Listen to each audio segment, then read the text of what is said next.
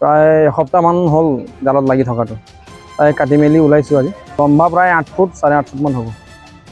এতিয়া বানপানীৰ সময়, সাপ চাপ ওলাই থাকে, গতিকে সাপ চাপ ওলালে খবৰ দিবলৈ দিছোঁ আৰু যাতে সাপক অনিষ্ট নকৰে। এতিয়া অলপ ঘাঁ লাগি আছে, তাক লৈ গৈ ট্ৰিটমেণ্ট কৰি ৰিজাৰ্ভত এৰি দিম।